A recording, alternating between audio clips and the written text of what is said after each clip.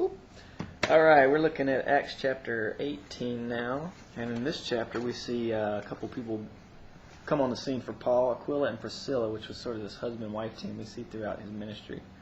Some of you also notice, I don't know if I noticed it before, but it talks about Paul as a tent maker, and Paul kind of did this tent making thing to support his ministry. So you'll see a lot of preachers sometimes today, especially in places where it's a more poor congregation, they'll talk about their tent making, and that's what they're referring to, is that they have another job, a second job, and then they volunteer in the ministry. So we see Paul doing that kind of thing. His work was completely volunteer based.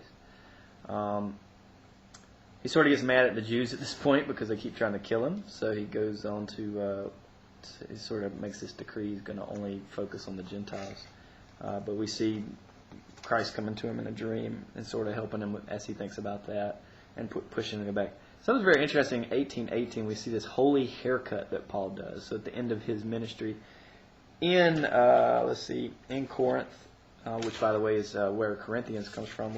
We'll be reading that later, 1st and 2nd Corinthians. But sort of the end of his ministry in Corinth, he does this little haircut where he's saying he is renewing a vow that he made, and that's something they used to do back in the day. Let me just read you a little excerpt here from the Archaeological Study Bible.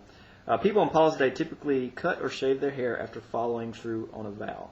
Paul may have taken this vow, probably a temporary Nazarite vow, in connection with the vision he had received in verses 9 through 10.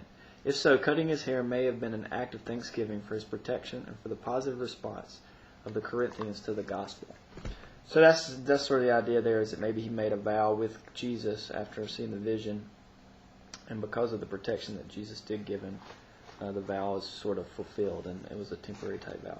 Also, we see Apollos show up on the scene. I believe Apollos was a Greek guy, and he was apparently very good at preaching, and so he did a lot also as part of Paul's sort of ministry team we see here. All right, Acts 19 coming up.